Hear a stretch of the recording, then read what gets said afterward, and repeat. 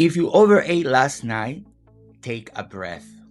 You didn't ruin anything. You're not starting over and you're not off track. And you definitely don't need a detox, a juice cleanse, or a day of punishment like over-exercising. Today is simply the next day. And I'm going to walk you through exactly what to eat so you feel back in control without doing anything extreme. Every holiday season, I remind people of my 7 strategies to maintain their weight, because from now until January 2nd, the goal is not to lose weight.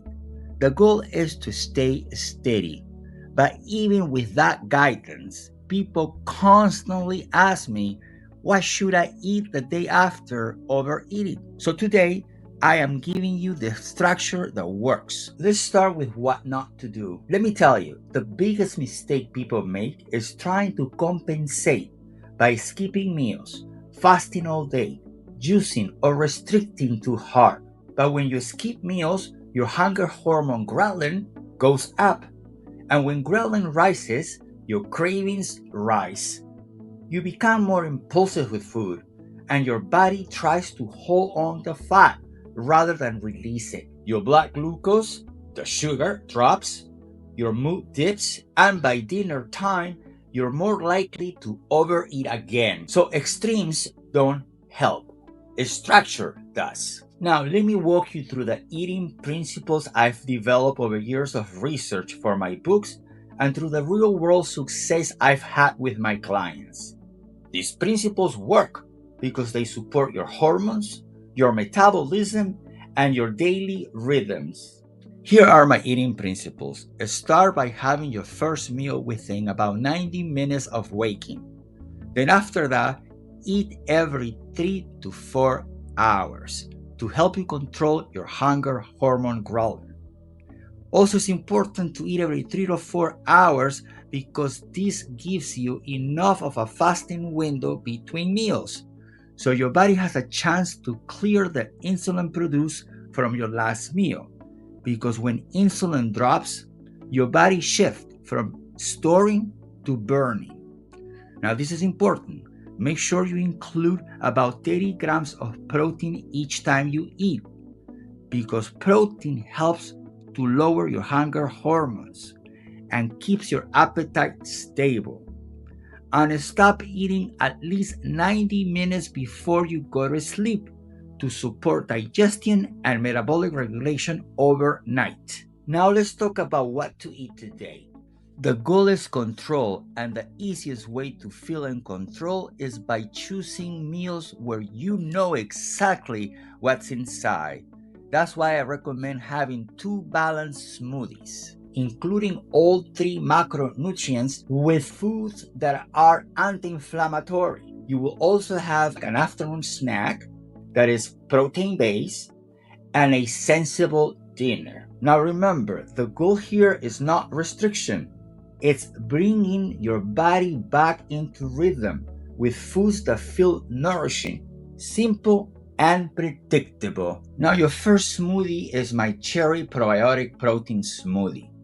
This one is creamy, comforting, and naturally sweet from the cherries. The cultured cottage cheese and Greek yogurt bring probiotics that help support digestion after a heavier night. And the protein helps calm your hunger hormones so you don't spend the whole day fighting cravings. It's gentle, filling, and gives you a sense of control right away. Your second smoothie is for lunch. This is my papaya carrot digestive reset smoothie. Papaya and ginger are 2 ingredients I use often because they are soothing to the stomach and help reduce bloating. The carrots add natural sweetness and antioxidants, and the coconut water helps with hydration. This smoothie feels refreshing, almost like hitting a reset button for digestion without doing anything extreme. For your afternoon snack, keep it incredibly simple. Cottage cheese with berries, high protein, naturally sweet, and full of fiber. This snack keeps you steady between meals and prevents the afternoon crash. And for dinner, keep it as simple as grounding as possible. Choose a lean protein like chicken, salmon, sirloin steak, turkey, pork loin chopped, cod, shrimp, or tofu, whatever you enjoy, and pair it with a non-starchy vegetable. If you're not sure what that means, think of things like broccoli, cauliflower, green beans, zucchini, or spinach.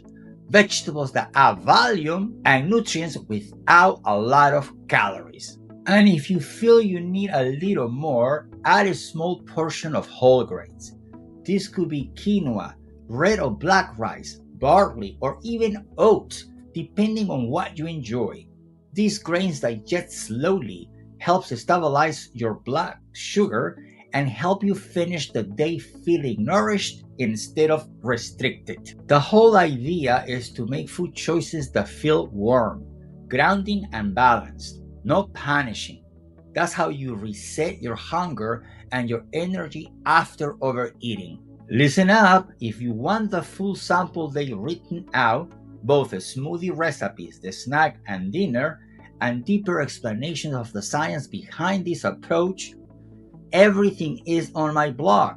You'll find the link in the description or in my bio. And now I would love to hear from you. What do you like to do the day after overeating? Drop your answer in the comments so we can learn from each other. And if you like what you saw today, make sure to like this video and subscribe so you don't miss my next videos. Thanks for watching, and remember, stop dieting, start living. I'll see you next time.